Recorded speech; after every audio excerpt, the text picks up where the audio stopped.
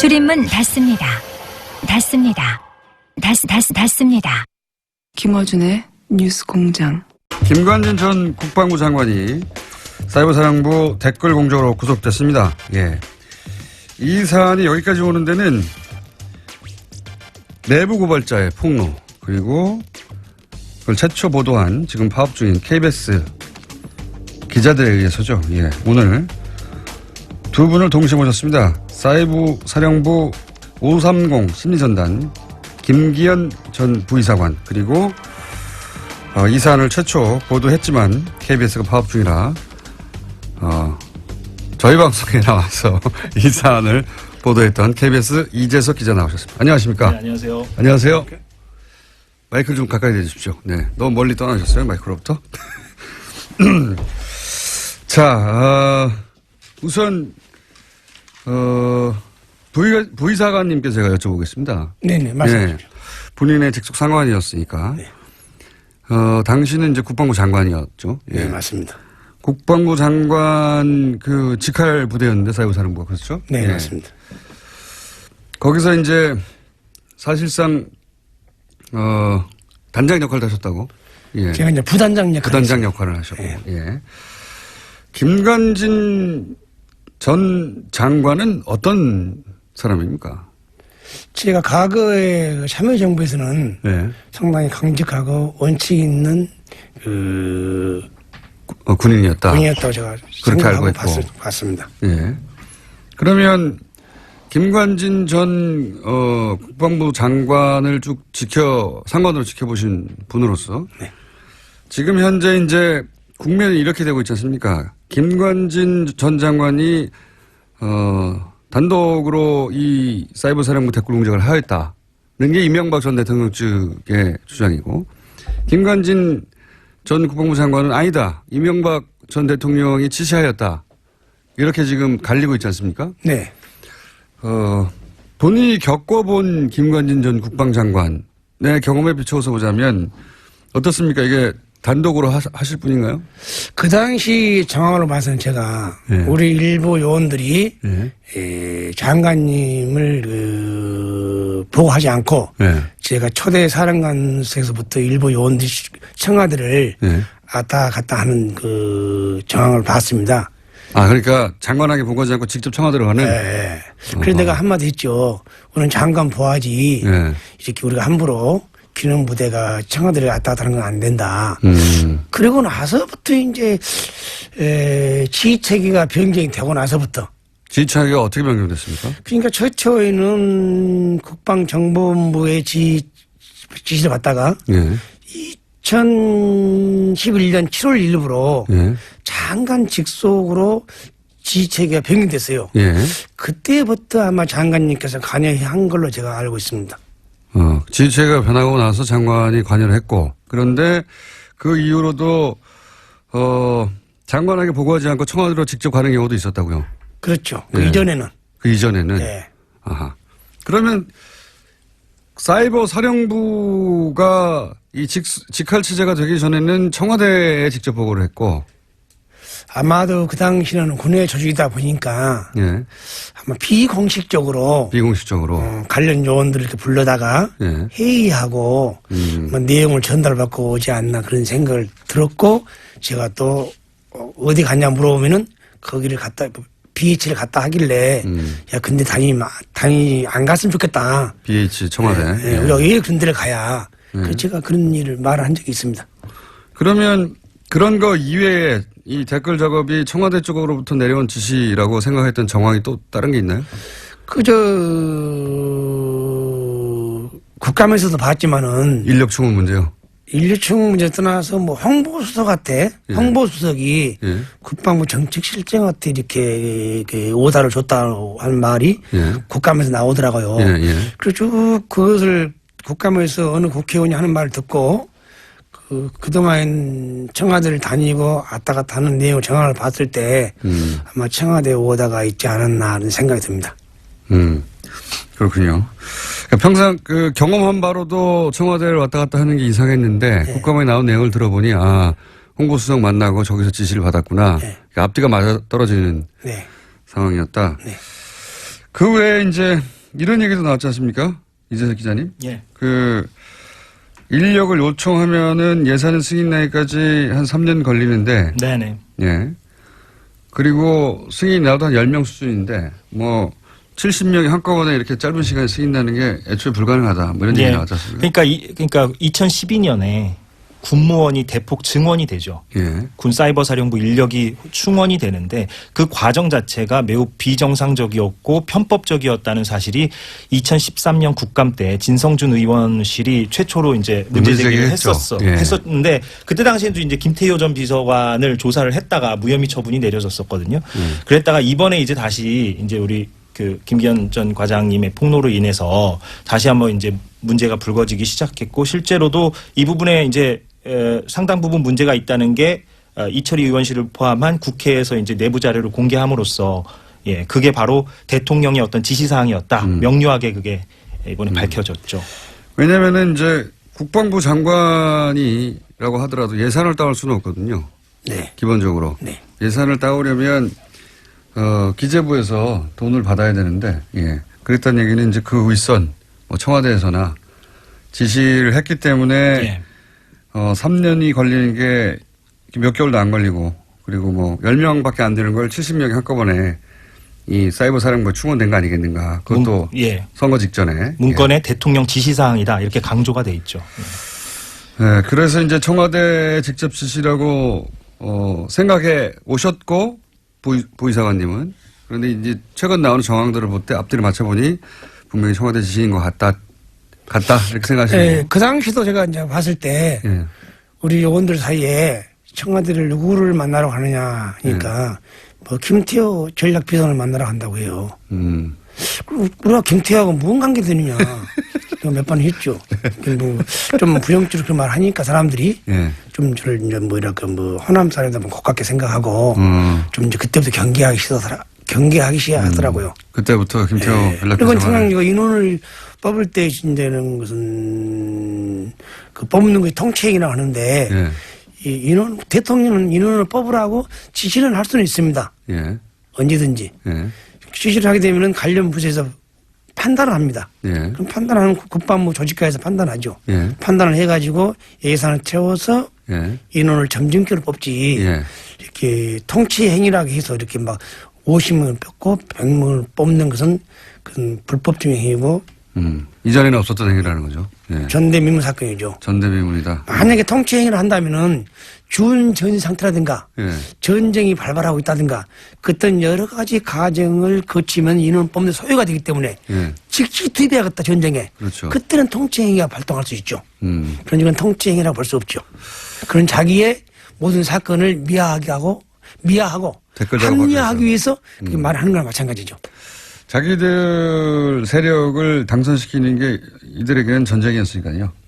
전시 상황이었던 거죠. 그러니까 김관진 전 장관을 비롯한 그쪽의 주장은 이제 2012년이 워낙에 중요한 해였기 때문에 그렇게 했다라는 것인데, 수사를 더 진행해 보면 어떤 목적이 안보가 무척 위태로운 상황이어서 그랬다고. 그렇게 주장하죠. 그런데 안보지만은 일단 전투가 벌어져야 심지어는 전투를 지원한 겁니다.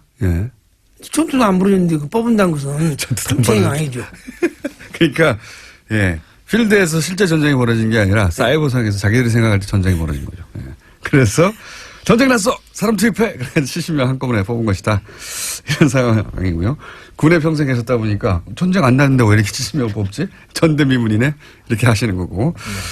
그러면은 이제 직접 댓글 작업에 투입됐던 분으로서 이동관 전 수석이 이명박 전 대통령 발해인을 추구하면서 이런 얘기를 했습니다.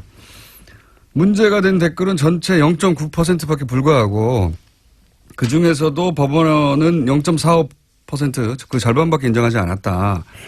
이거밖에 안 된다. 그러니까 나머지 몇 프로입니까? 90% 이상은 정상적인 이제 안보 차원의 북한 심리전을 막는 정상적인 댓글이었다. 이렇게 주장하거든요. 이거 어떻게 보십니까? 통상적으로 이제 심리전이라는 것은 그분들이 아마 몰라서 그러는데 댓글로 한 것이 아니고 상대편에게 진실을 알리면은 그 진실 내용을 보고 다시 우리 편으로 오게 하는 겁니다. 북한에 대해서. 즉 말하면 북한의 그 상황을 예. 북한 주민들이 모르니까 예. 북한 지도부의 실상을 전파하면은 주민들이 그것을 보고 동요하고 다시 우리 편에 오게 한 거죠. 예. 그게 정상적인 정상이지. 대북 심리전이다. 대북 심리지. 그런데 예. 대북 심리라는 것은 인터넷 공간에서 대북 심리 한다는 것은 단방향이에요. 단방향. 쌍방향이야지. 예. 우리가 한 것을 북한 군인이 볼 수 있어야죠. 응? 근데 북한 주민이 봐야 되죠. 맞아. 예. 북한 주민이 보지 않고 온라인상에 예. 우리 국민들만 봤어. 볼 수 있잖아요. 예, 우리 그것이 국민들만. 일명 이제 정북이라든가 예. 뭐 북한이라 하는데 그럼 맞지가 않는 말이라고 저는 봅니다. 예. 결론적으로 그것이 뭐냐 온라인상에 독약을 뿌려가지고 예. 우리의 그 국민들의 기본권이 침해되고 알 권리를 판단을 흐리게 하고 하기 때문에 그런 통치행위야 볼 수 없습니다. 그러니까 0.45%가 아니라 댓글 작업 전체가 사실은 정상적인 대북 심리전이라면 북한 주민들이 보도록 북한이 접속하는 인터넷 사이트나 가서 해야 되는데 우리는 다 그냥 인터넷 게시판에서 했기 때문에 자국민을 상대로 한 모든 댓글들이 정상적인 댓글이 아니다. 그러니까 그 홍보수석이 말한 것처럼 0.45% 문제가 아니고 그 당시에 수사를 올바르게 했고 정상적으로 수사를 했더라면 0.4% 나오지 않습니다. 얼마나 나옵니까? 경험상. 통상적으로 그 수사를 하실 때 그 진보 보수 사이트를 주로 이제 수사를 했죠. 예. 네이버 같은데 그러나 나도 댓글을 했지만은 주로 이제 진보 성향 사이트 많이 하죠. 아, 오히려. 예. 진보 사이트는 결론적으로 대통령을 비난하고 그 정책을 비난하기 때문에 그 반대를 안 하기 위해서 저 다음 그런 사이트에 많은 포탈 중에는 다음에서 주로 작업을 했고 커뮤니티도 기본적으로 이제 진보적인 성향을 띠는 커뮤니티에 가서 작업을 했지 이렇게 그 지난 정권에서는 희한하게도 네이버의 댓글들은 보수적인 댓글이 많았죠. 그것도 좀 의심스럽습니다. 의심하십니까? 예. 예. 그러니까 이제 그 홍보수석관님도 그렇게 지금 한 강요로서 국무위원으로서 구속된 상태에서 그 해외 출장 가면서 공항에서 뭐 성명을 발표한다는 것이 저는 부적절하고 0.45%는 못하고 10%는 뭐합니까? 그렇죠. 총을 들고 싸운 군부대에서 그 했다는 게 수치스러움이고 더 나가서 헌법유리 행위 아닙니까? 그것도 아직 모르는 상태를 보니까 아직 멀었어요. 아직 멀었어요. 그러니까 지난번에 제가 뉴스공장에 출연해서도 전해드린 바가 있는데 그 다음 진보적 성향이 상대적으로 강한 다음 사이트가 그 댓글 요원들의 주 활동 무대였는데 그 다음에서 사용했던 아이디는 다 제출하지 않았었다. 그렇죠. 네이버 아이디만 제출했었다라는 소식을 제가 전해드린 바가 있었거든요. 그렇죠. 그러니까 그때 당시에 수사가 얼마나 부실 수사였고 증거가 인멸되었던가를 알 수 있는 단초가 되는 그런 에피소드죠. 그러니까 2014년 국방부 자체 조사가 부실 수사였다는 게 판명이 된 상황에서 문제가 된 댓글이 0.9%다라고 얘기하는 것은 조금 뭐랄까요. 그러니까 2막이 진행되고 있는데 1막 가지고 얘기하는 어떤 그런 상황이라고 할 수가 있는 거죠. 1막은 이제 보수 정권이 집권하고 있을 때 어떻게든 이 사안을 축소하려고 했을 때 내용이고 지금 말씀하신 내용은 포털만 따지더라도 다른 커뮤니티가 아니고 네이버는 희한하게도 댓글이 이제 보수적인 댓글이 많이 달려 있었는데 그것도 뭐 작업이었다고 의심하는 사람도 굉장히 많습니다. 근데 다음은 상대적으로 진보적인 댓글이 많이 달렸는데 그래서 작업을 적어도 사이버 사령부에서는 다음에 가서 했다 주로. 본인도 혹시 다음에서 여러 가지 작업하셨습니까? 네, 했습니다. 저도 닉네임이 소나무, 다금바리, 휘발유 등등 있습니다. 참 부끄러운 일이고 한심스러운 다고 저는 생각하고 있습니다. 지금. 왜 다금바리로 정하셨어요? 좀 은폐하게 해주세요. 그러면 그 요원들은 다 이런 아이디어를 여러 개 갖고 있었겠네요. 제가 그렇게 가지고 있으면은 작전 요원들 상상해보면 알 수 있죠. 부단장도 아이디어를 여러 가지 갖고 있으니까 작전 요원들은 훨씬 더 많이 갖고 있었겠네요. 그러면 그런 아이디어를 돌려가면서 이제 주로 뭐 정권에 대해서 비판적인 글이 있으면 반대를 누른다든가 아니면은 거기 반박을 한다든가 그런 작업을 하는 거죠. 통상적으로 이제 제가 이제 그 IT나 그 인터넷을 보니까 예. 낮에는 이렇게 발표를 해도 예. 주로 이렇게 댓글 다는 사람들이 여론이 형성이 안 돼요. 예. 우리 이제 그 젊은 사람들이 예. 퇴근하고 나서나 퇴근하고 뭐. 나서 이제 예. 밤에 일과후에 밤에 이제 예. 그런 이제 댓글을 많이 다는데 예. 통상 우리 오늘도 예. 퇴근 후에 퇴근 후에 집에 가서 집에 가서 댓글을 다는데 그것이 일명 자가 대응 작전이라고 부르죠. 자가 대응 작전. 일과 후에 자가 대응 작전. 예. 그것도 매뉴얼이 있습니까? 자가 대응 작전도? 메뉴이랑 분은 이제 그 중앙 그 시스템에서 움직이는 거죠. 예. 지금은 뭐 본인이 하고 싶어 한 것이 아니고. 아, 어떤 기사를 주로 공략하라 이런 게 있습니까? 아니, 이제 오늘 기사에 증명하면 제주 해군기지가 예. 건설 반대 오늘 내부는 방송에 나왔다. 예. 그러면 뭐 제주 해군기지 반대 뭐는 한 사람은 뭐 정부, 예. 뭐 찬성은 좀 적잖아요. 예. 그러다 보면 이제 처음에 최초 기사에 반대가 90, 예. 찬성이 10. 예. 그러면 이제 우리 오늘 밤에 가서 예. 이제 그 지시에 의해서 예, 지시에 의해서. 별 몇 개씩 달라붙으지 이제 그래서 더 그 90, 10을 거꾸로 이제 거꾸로 하죠. 반전시킨다. 반대시키지. 그러면 예. 이제 아침에 취합해서 예. 이제 보고하죠. 아, 이렇게 여론을 바꿔놨다고. 네, 그래서 여론 밤 요새는- 사이에 여론을 바꿔놨다는 결과를 예. 청와대에도 보내고 김관진 당시 국방장관에게도 보내고 합참의장에게도 보내고 예. 지금 정책실장에도 김관진 전 장관과 함께 구속된 정책실장에게도 보냈다는 거죠. 날마다. 예. 예. 오늘은 여기 찬반을 바꿔놨습니다. 이런 걸 다 일일이 보고해요. 그러니까 이제 그 일일이 본 거 아니라 예. 이제 그 저 보도 아니 언론 보도 나와야죠. 예. 어쨌든 표로 만들어서 예. 이 보고서를 기사- 만든 거죠. 보고서로. 예. 이 기사는 애초에 찬반이 얼마였는데 밤새 작전을 무슨 작전이요? 자가 대응 작전을 해가지고 예. 그렇게 반대 예. 90%에서 다운 예. 20%, 예. 찬생 10%에서 80%. 그렇게 이제 그걸 군인 수치를 하는 거죠. 그걸 매일매일 했다는 거죠. 매일매일 할 때도 있고 예. 또 언론에 안 나오면 또 안 할 때도 있고. 아, 그런 큰 이슈가 되거나 이렇게 찬반을 표시할 만한 기사가 안 나오면 안 하고. 그렇죠. 예, 그런 게 많이 나오면 많이 하고. 예. 예. 예. 군대에서 그런 걸 했다는 게 좀 웃깁니다. 듣기만 해도. 상상하기 힘든 일인데 실제로 그렇게 했고, 그거를 청와대하고 국방장관이 매일 받아봤다는 거 아닙니까? 예. 청와대는 시스템을 보냈고, 아, 시스템으로. 예. 예. 장관님하고 의장님하고 정책실장은 예. 그 블랙베리에서 봉투에서 보냈고요. 봉태. 예. 출력해가지고. 예. 아, 너무 웃깁니다. 예. 장관이, 댓글 몇 개 바뀌었군. 이거 보고 있었다는 게 매일 청와대에서도 보고 있었고. 이번에 진행되고 있는 검찰 수사를 보면서 혹시, 요 대목도 해야 되는데 이거 너무, 아직 제대로 안 되고 있네. 이런 부분은 없어요? 아마 검찰 내가 수사를 보면요. 예. 아마 검찰은 하려고 노력을 하는데, 예. 그동안 이 사건이 상당히 오래됐고, 은폐도 오래돼요. 또 자료를 다 은폐를 했기 때문에, 예, 자료도 없어지고. 거기에 찾아내는데 예. 상당한 시간이 걸리지 않나. 그래서 좀 그런 아쉬움이 있고, 너무 시간이 지나고 수사가 됐다 보니까. 또 국감에서 예. 뭐 사령관 와가지고 예. 댓글을 다뤘냐고 여쭤보니까 예. 정치는 간행을 안 했고 예. 정책 홍보는 했다고 하더라고요. 정청. 그런데 어떻게 보면 우리 국민들은 어떻게 또 맞아 들어가요. 예. 뭐 그럴듯하게 들립니다. 말은. 군 관련 부대에서 예. 정책을 홍보한단 말은 예. 그야말로 어불성설이고 헌법 유리 행위죠. 예. 정책 홍보란 건 통상적으로 정부 조직부에 있건 부처에서 예.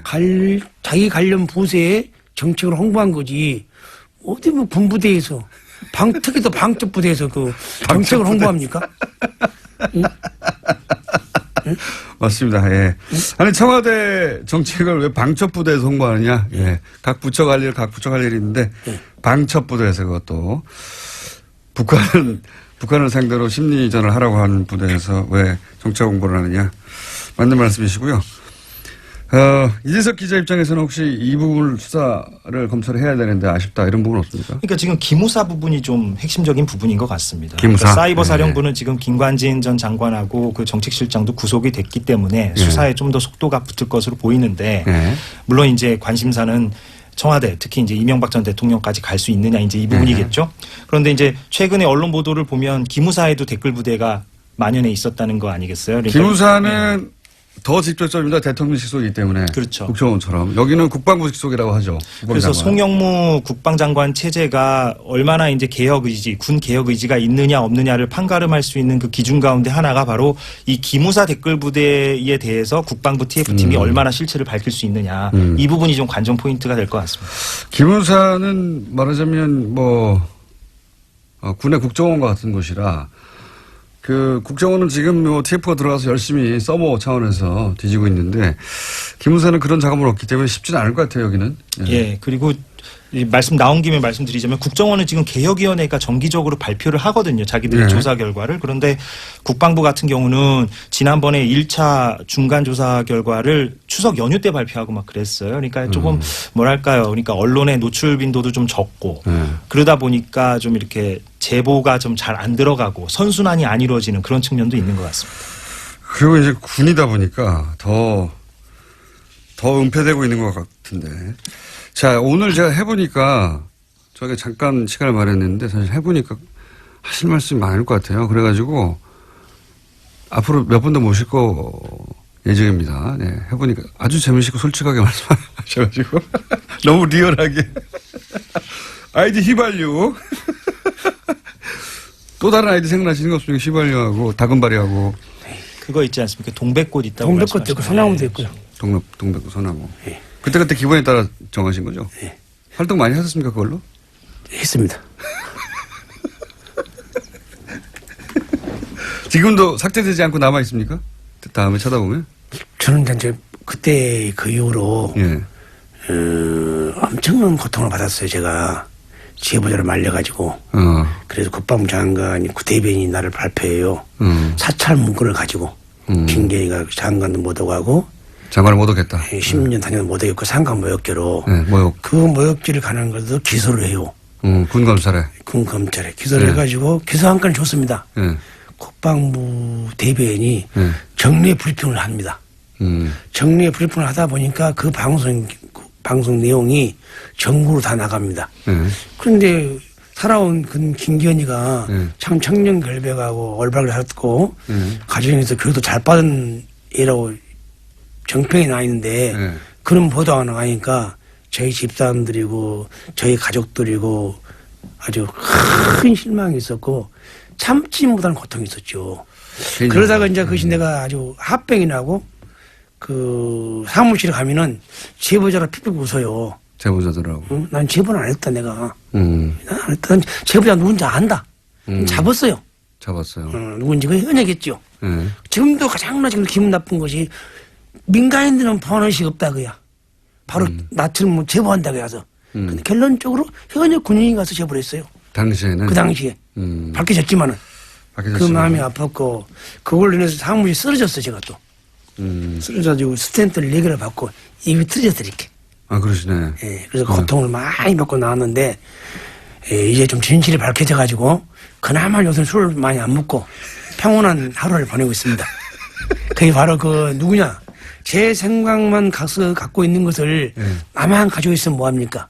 그래도 KBS의 언론 노조단이 나를 어프로치 해가지고 설득해서 내용을 만들어서 최초로 보도해가지고 국민들이 알아서 이렇게 되니까 오늘 또 이렇게 똑똑한 김호진 또 훌륭한 사람을 만날 수 있는 계기가 됐고 또 국민들이 많이 또 알리게 된 것도 아마 KBS 언론 노조단이 덕분에 생각합니다.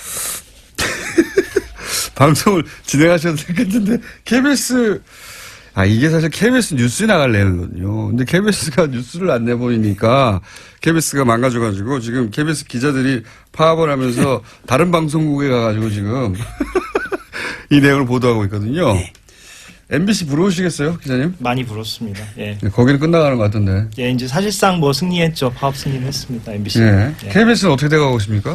여전히 뭐 고대영 사장은 버티고 있고요. 그래서 저희가 뭐 사기가 떨어지거나 이런 건 아니고 시간은 우리 편이라는 걸 알기 때문에 저희가 계속 뭐 끝까지 고대영 사장 나갈 때까지 싸울 예정입니다. 방송법이 통과돼야 본인은 방송법에 의해서 사임하거나 하겠다고 하는데 예. 이게 의도가 뭡니까? 한마디로 꼼수라고 저희는 판단하고 있습니다. 왜냐하면 방송법이 통과되고 그게 시행되려면 사실상 뭐 6, 7개월 더 걸리거든요. 고대영 사장 임기가 내년 말까지입니다. 사실상 임기를 채우겠다는 얘기죠. 거의 다 채우겠다. 예. 본인은 사임하지 않겠다 이거죠. 예. 그래서 KBS, MBC는 이제 파업 초래가 돌아갈 것 같은데 KBS는 어떻게 해요 이거? 계속 해야죠. 예, 저희는. 예전에 MBC 2012년에 총파업할 때만큼 길게 갈 것 같은데요. 최대한 하여튼 줄여보도록 하겠습니다. 예. 덕분에 TBS는 장사를 잘하고 있습니다. KBS 9시 뉴스에 계속 나갈 내용이 거기를 못 나가니까 여기 나와서 김기현 전 부의사관과 함께 듣기 힘든 이야기 듣고 있는데 오늘 준비한 시간 이렇게 재밌을 줄 모르고 좀 짧습니다. 한 번 더 오시죠. 아니 2번 더 오시죠. 네, 여기 있습니다. 불러주면. 왜냐하면 저희가 아직 할 게 많거든요. 예. 의문사 문제도 있고, 양심 선언을 하겠다고 했다가, 네. 교통사고를 갑자기 당하신 부하 얘기도 있지 않습니까? 네네. 그거를 이제 그때 무슨 일이 있었는지 자세히 아시는 분이니까 그 전후 과정을. 네, 알죠. 그쵸. 예. 그 얘기 저희가 다음 시간에 한번 여쭤볼게요. 예. 오늘은 하실 시간이 없으니까 시작하시면 안 됩니다. 아, 그럽니까? 시작하시려고 그러는데. 자, 그 얘기도 있고 저희가 할 얘기가 많아서 두 분을, 아마 다음 주, 다음 주에 다시 모실 것 같습니다. 그때까지 요 사안 좀 정리해 주시고 취재도 좀 더 해 주십시오. 네. 오늘 굉장히 재밌었습니다. 사이버사령부 530 심리전단 소속의 김기현 전 부의사관님 그리고 KBS 이재석 기자였습니다. 감사합니다. 고맙습니다. 네, 감사합니다.